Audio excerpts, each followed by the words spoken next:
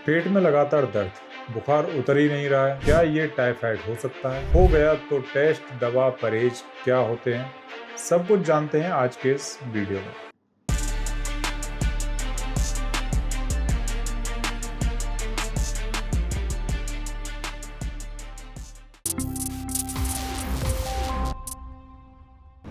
सबसे पहले बात करते हैं टाइफाइड होता क्या है। टाइफाइड एक बैक्टीरियल इन्फेक्शन है जो साल्मोनेला टाइफी नाम के बैक्टीरिया से होता है।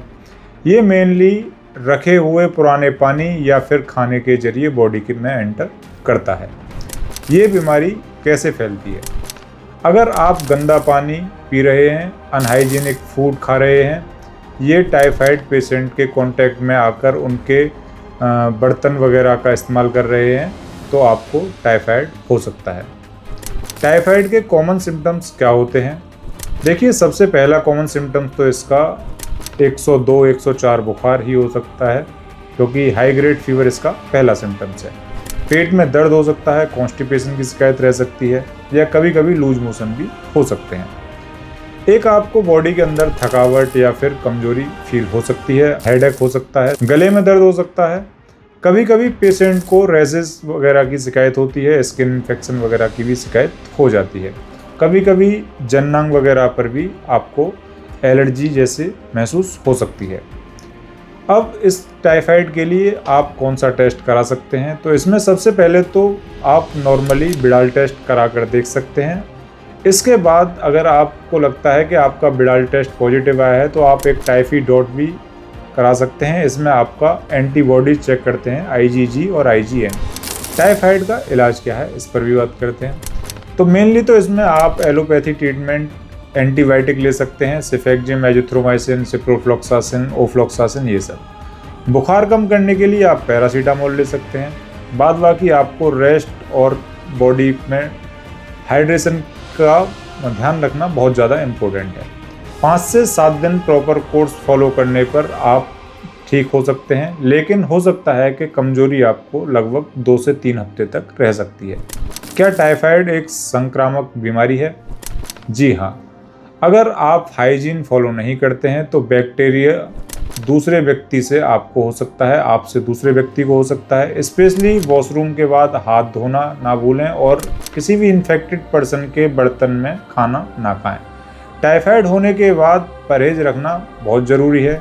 हैवी, स्पाइसी और ऑयली फूड वगैरह आप बिल्कुल भी ना लें। सॉफ्ट डाइट लें, जैसे दलिया, खिचड़ी, फ्रूट आदि आप ले सकते हैं।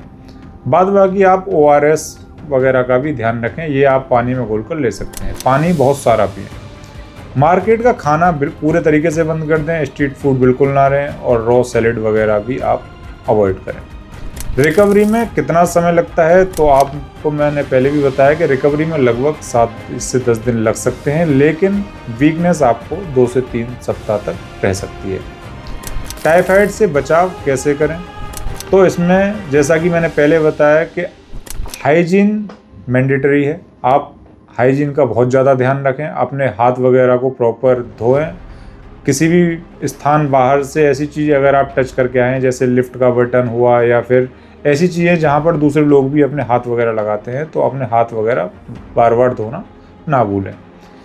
इसके बाद वैक्सीनेशन भी अवेलेबल है। टाइफाइड वैक्सीनेशन आप 2-3 साल में एक बार लगवाना चाहिए या लगवा सकते हैं। एक कॉमन मिथ है कि सिर्फ बुखार है तो क्या टाइफाइड ही होगा? जी नहीं, टाइफाइड के अलावा और भी बहुत सी बीमारियों के कारण आपको बुखार हो सकता है। ये ज़रूरी नहीं कि टाइफाइड में ही आपको फीवर होगा। तो अगर आपको या आपके किसी फैमिली मेम्बर को लगातार बुखार हो रहा है तो लाइटली मत लीजिए, टाइम पर ही टेस्ट कराएं, सही ट्रीटमेंट लें और थोड़ा सा परहेज, यही टाइफाइड से आपको बचा सकता है और टाइफाइड का अच्छा इलाज इसी के ज़रिए हो सकता है।